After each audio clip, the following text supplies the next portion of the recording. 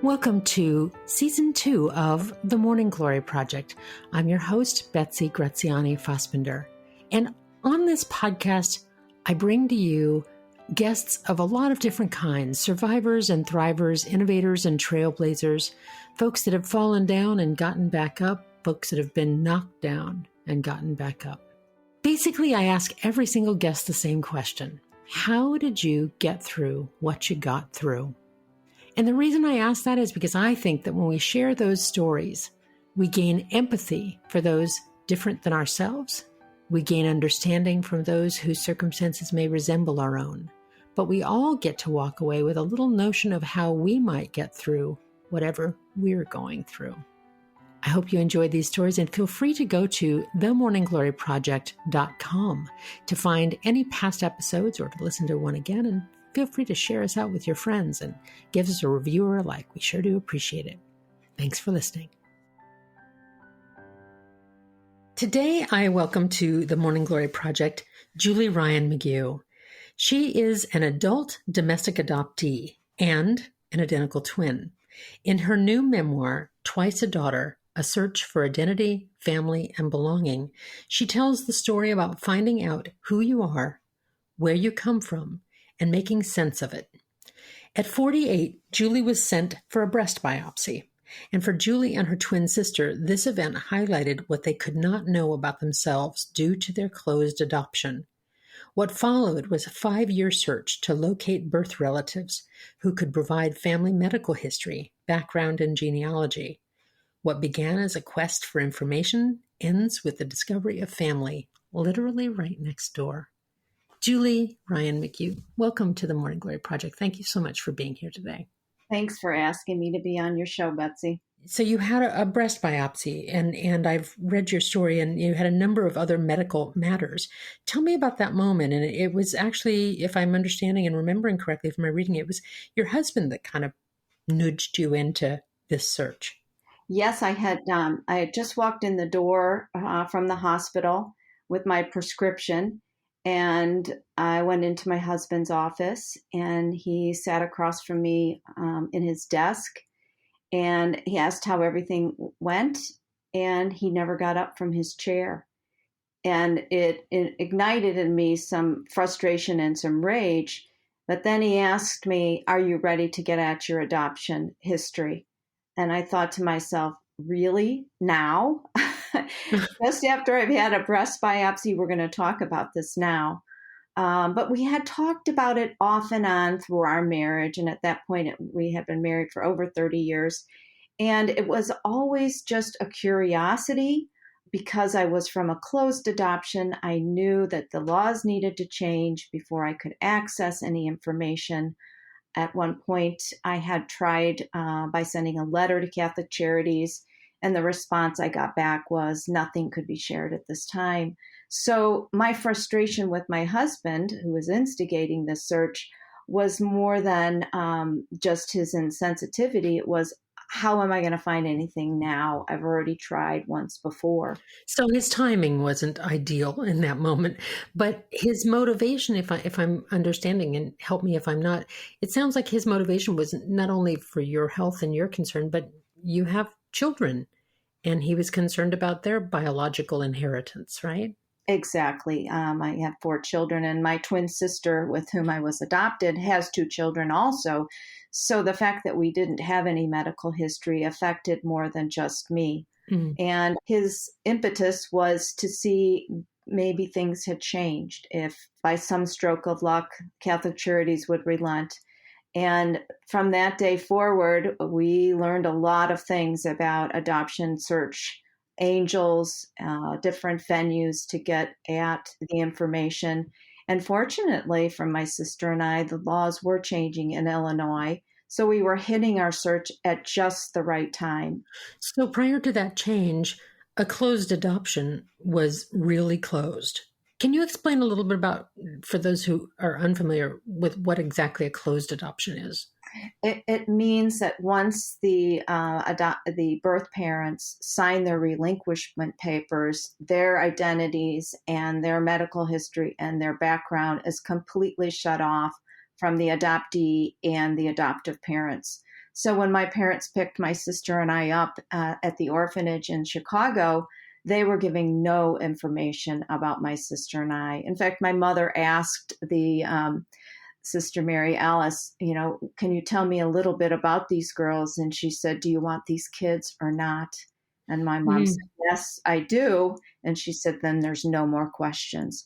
So my parents knew nothing about us, and we knew nothing about our background. And we assumed the cultural family background of my parents. We just assumed we'd been matched into a German and Irish family, and that's probably what our background was. And little did we know. Well, and I also want to clarify too, one of the things that really touched me about this story, Julie, is, of course, not only what it must be like to not know your biological history and not know the circumstances of your conception and birth and all of that, but also that you have compassion for virtually everybody in this story. Compassion for the birth mother and whatever her circumstances might be, compassion for your own adoptive parents who had some challenges around this, and also compassion for yourselves, you and your sister. Then the additionally intriguing factor of your story is that you're a twin as well. So you had a companion in this search every step of the way. That was really interesting to me. I had a built-in support system with my sister. We were like-minded in our pursuit of finding our history, but also in how we dealt with the rejections and the disappointments along the way. We supported each other, and I knew she felt what I felt. And having that system built in was very helpful. I also did at one point in the search sought some help with an adoption support group. And that experience of being in the same room with adoptive parents, birth parents, and adoptees, we talked about our stories. We talked about where we were in our search journey, the disappointments we felt. And I think that experiencing of being able to verbalize the disappointments and the traumas and share it with other people who had the same experience, I grew comfortable with the roles that a birth parent plays and an adoptive parent plays. And I think that helped make the story deeper beyond just my story. It allowed me to see those different aspects in the adoption triangle with more empathy. And I think that it helped the story go in a different direction.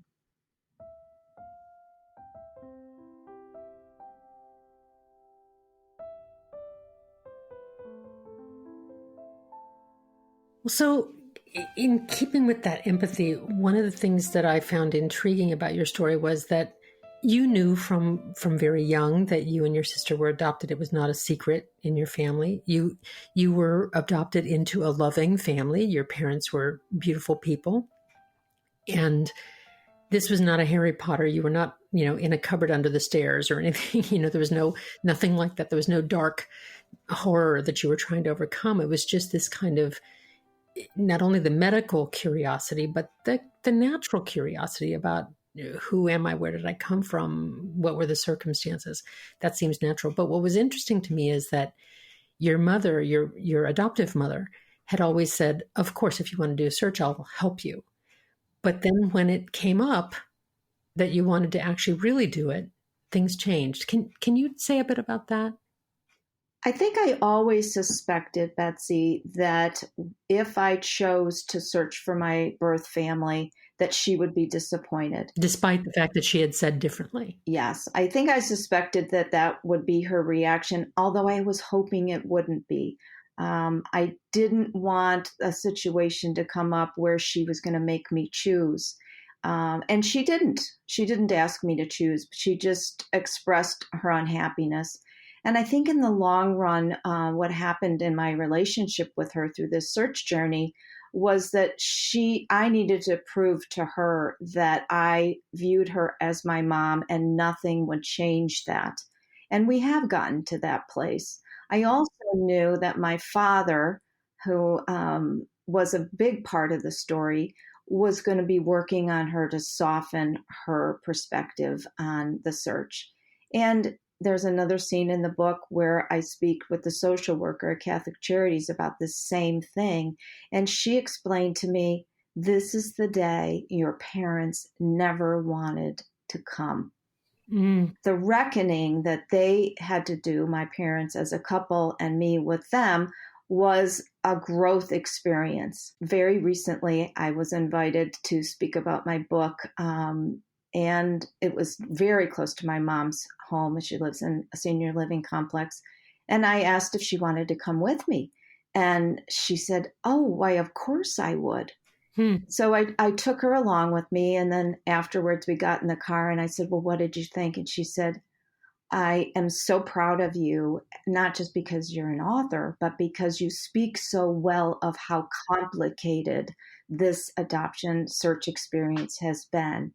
And I appreciated the fact that she had nothing but good things to say, but I also appreciated her support by being there and wanting to come. And that wasn't always the feeling that you had during the search. So I'm really pleased for the happy ending of that, the resolution with your mom. But I can feel as I read the story, both your frustration with her, because she got really prickly. That's the word. She got really prickly about it. And it put a strain on a relationship that hadn't really been there so much before.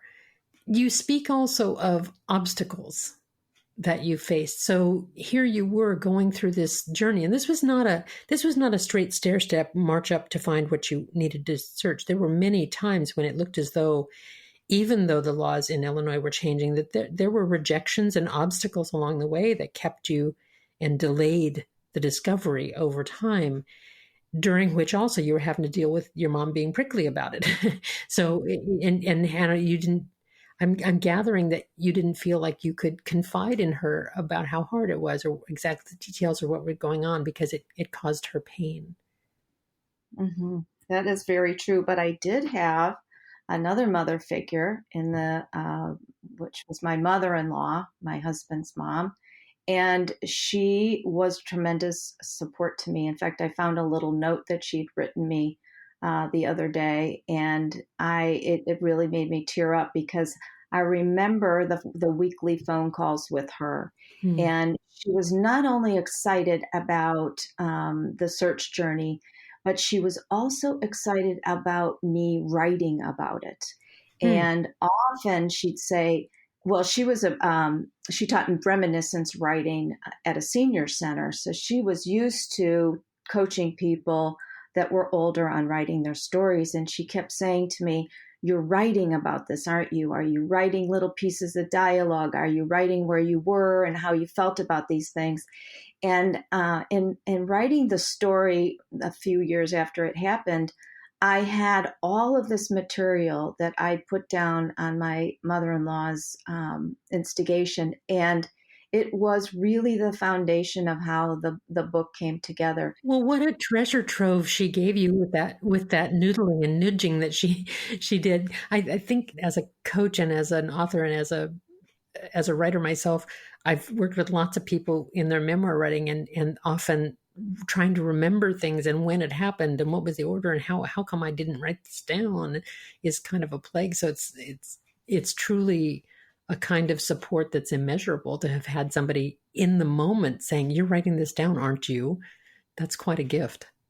It was a gift in retrospect, but it was a gift at the moment too, just to know that here was another mother figure that I could rely on for guidance and just another person in the big support system that all adoptees need if they're going to walk down this road that is very uncertain.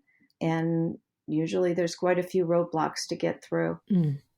Well, you mentioned a moment ago the adoption triangle, which I assume is the adoptee, the adoptive parent, and the birth family. And it seems that, I mean, if we just logically think about it, of course that's a triangle, but also I started really thinking about the pain in each of those three corners. the pain of the biological mother who was forced either by circumstances or decisions or whatever it might be, the curiosity and feeling of loss and wonder and all of that unknown on the part of the adoptee. And then there's the birth family. Can you speak to a little bit of what you think was the pain behind your mom's prickliness? There's loss for everybody in that adoption triangle that you speak about. For my mom, my adoptive parents, they had been unable to conceive before they decided to go down the road for adoption. So there was the loss of, being able to raise biological children. And then all of a sudden there wasn't. The three oldest of my family were adopted. And then by magic, my parents were able to conceive and they had three biological children. So we grew up in a very blended family, if you will. But the youngest of that set of biological children died very suddenly when I was a teenager of a heart problem. And so there was loss in our family. There was the fear of losing another child, but two children because of us being twins. And I think that played into her reticence about the search. She really did fear losing us to our birth mother and to another family. Even though you were 48 years old. Even though. I think about that. I think about how some wounds take so very, very, very long to heal. Right. Hmm. Well, you demonstrate a lot of compassion for her, though there are moments when you're clearly irritated with her as well. It's not all peachy. So I don't mean to imply that. The other thing that came up to me is the theme of Catholicism in the story, because the church has been such a big part of so many adoptions, not only in the country, but around the world, and even recent political controversy about such things. And so it seemed that the church itself was part of the obstacle to your discovery. Does that sound accurate to you? Yes, I think it's both an obstacle and a facilitator. In one sense, it was an obstacle because it was the holder of the secrets. In our adoption file through Catholic Charities was my birth mother's real name, where she was from, her family specifics, how many children in her family, her heritage, all that information was in there. And because of adoption law, they were unable to release it to me.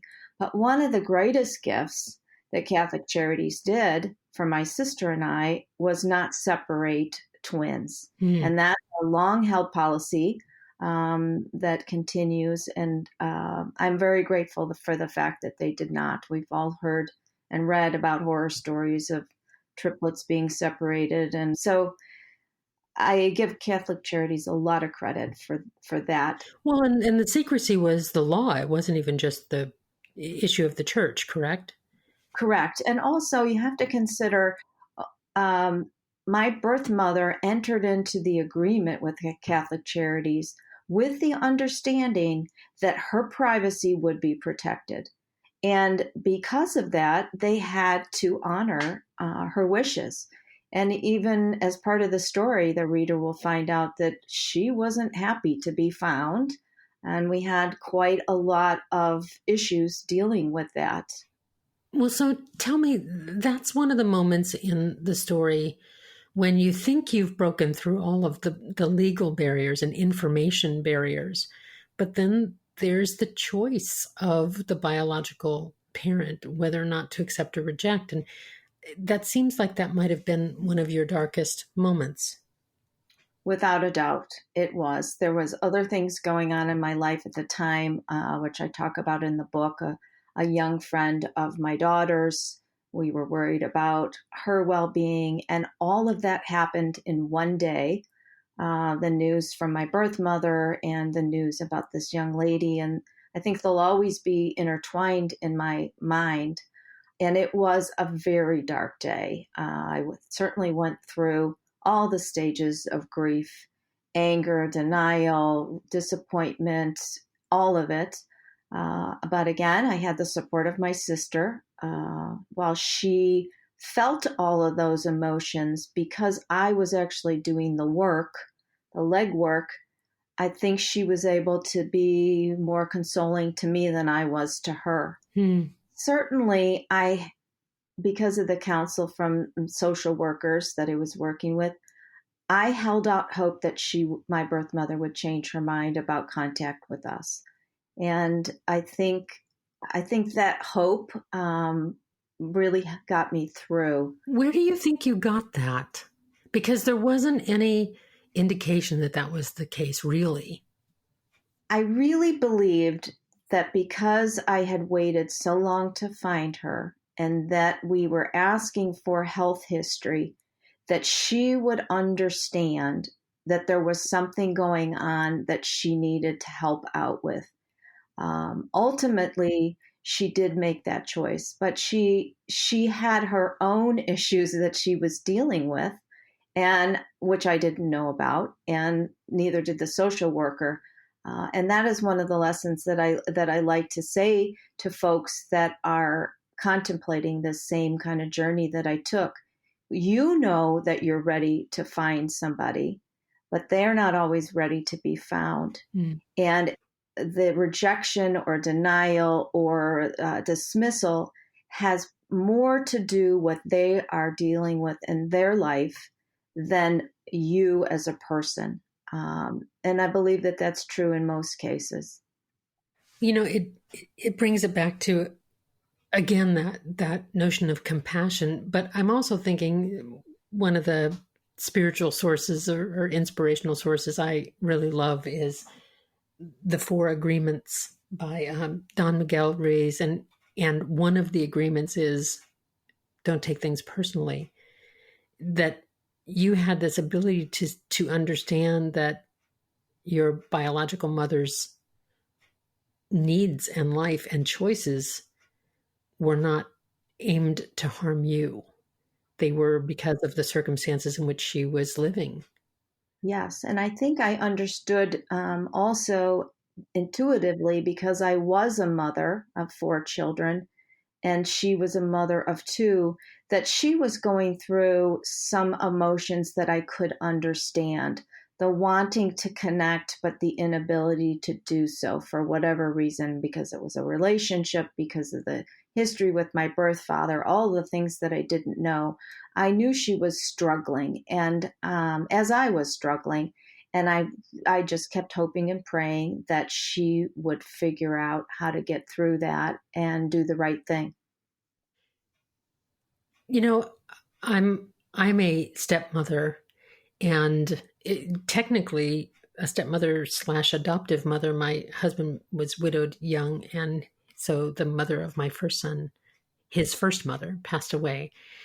And so I didn't have any of the blind adoption kinds of circumstances by any means, but I found myself, as I was reading your story, trying to imagine that, because I love this boy. He's my son. I have also a son who was born later who's biologically mine. But when people ask me, you know, I have 2 sons. It's not even a question. But I've never had to face the threat of somebody else claiming him because she's gone. Not that I'm happy about that, mind you, but that it's a different set of circumstances. And so I tried to wonder what would it be like if suddenly this son whom I had taken on as my own was suddenly looking up his, quote, real mom, right? We've always been candid. I've welcomed memories of his mother and all of those things, so we don't have that as an issue in our family. But I was able to really understand what it must have felt like for your adoptive mom to feel threatened by that. I think it was the issue of sharing. It wasn't a surprise, certainly, that I had another mother. And No. in my heart, I always felt, well, I have 2 mothers, one that I know very well and one that I don't. And so I was hopeful that we could all play nice in the sandbox together, that we could be a beautifully blended family. Certainly people that divorce and there's new spouses and other brothers and sisters. Some of that people manage that very well. And I was hoping that that would happen. Without spoiling the ending, let's just say that we do manage to get there. And that moment, however it turned out, by the grace of God or whatever, was a very healing moment because we all realized we had the same goal in mind, which was building a family. And what does that family look like? Does it look like just the people you're raised with? Or does your family include other people that you are related to but never knew? Well, the book, Julie, reads like a detective novel in a certain way. You're kind of waiting for the clues and waiting for things to happen. And here you are going about your day, and social workers would call, or you'd get a piece of mail, or something would kind of unfold. And it's a beautifully written story. And I'm wondering, as we kind of close here, if someone is listening who is either in the middle of or contemplating the search, or maybe has done it and has experienced closed doors, what resources would you like to share with them, or what do you think got you through this, and what resources might they be able to find? For somebody who is new contemplating this, I would say make sure that you read as much as you possibly can, so that your expectations of what you might run into are clear. Certainly, we don't want the worst possible scenarios to happen, but just to be aware of them, to be in a stable relationship with a spouse or a friend or what have you, and in a place in your life where there aren't other stressors, because this is one of the biggest stressors I've ever been involved in. So those things would definitely be important. But I'd like to say to the people on the outside of the adoption triangle, and that was one of the goals in writing the book, is adoption is complicated. And if you're not in the middle of this adoption triangle, you don't always have the perspective of what any one of those roles feels like. And by writing the book, I hope that people on the outside take empathy and become better listeners and not judge. An adoptee that searches for their birth relatives is not turning their back on their adoptive family. They're just trying to know who they are, all of who they are, what they were. And for birth parents, not every birth parent wants to be found, and they should not be judged because they make that decision. They're making the decision that works for them in their life. So I hope that people look at the adoption triangle with more understanding and more empathy, and that we have better conversations around what the adoption experience should be or should look like. Better listening serves a lot of good purposes, doesn't it? I find that when somebody is experiencing something that's troubling or unique this way, that sometimes people on the outside have lots of advice, lots of coaching, and lots of opinions. And I'm always suspicious of a phrase that starts, "Why don't you just," because it can appear so simple. Well, why don't you just accept that you have a lovely family, and, don't you feel so lucky? And why wouldn't you just give up the search if it's bothering your mother? It would be very easy, I think, to finger wag. Or why didn't your mother just, get off of her pity pot and stop it? I think it could be a really scoldy kind of judgmental way of looking at things. But the way that you have done it, Julie, is with compassion and with empathy and with information as well. I thank you for writing this book and for sharing this story with us today. I'm so grateful that you're here and grateful for it. You can find Julie's book, Twice a Daughter, A Search for Identity, Family, and Belonging by Julie Ryan McGue, and that's McGue. And on it, I have to ask you one silly question. On it, there's a picture of you and your twin sister. Mm-hmm. In the story, you were originally told that you were not identical, but golly, you look identical to me, and you later discovered indeed that you are. Which one is you on the front, the one on the left or the right?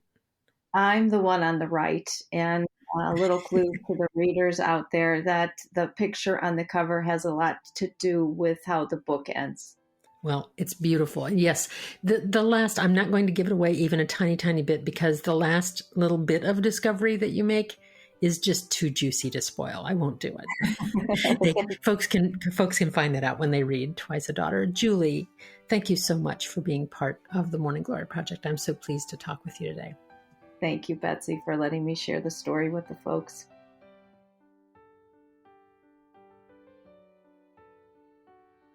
Julie Ryan McGue's story, Twice a Daughter, is a happy ending story in lots and lots of ways, but it's not a story without turmoil and angst and difficulty and disappointment and sorrow on its way. Isn't that kind of the best kind of story, really? Because that's what real life can be sometimes. And even though hers is a happy ending story, not all adoption searches are such. Of course. I'm thinking about the extra bloom from my conversation with Julie, and it's interesting that she emphasized the need to listen. The need that if you are not in that adoption triangle, that you may have opinions or judgments or even suggestions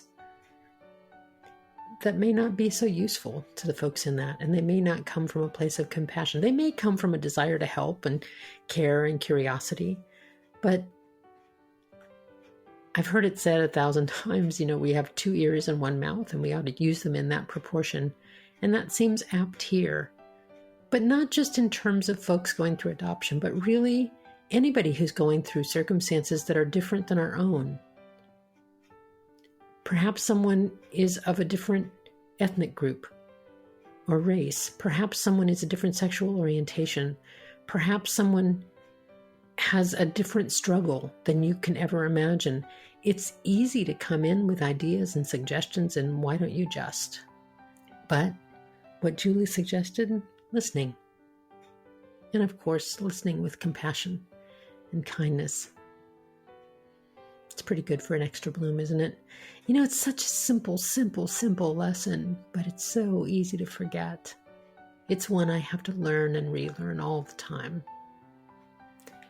Thanks so much for listening to the Morning Glory Project and to this particular story. I always appreciate your time, and thank you for your attention to this. I hope that wherever you are, that you're finding your own way to bloom.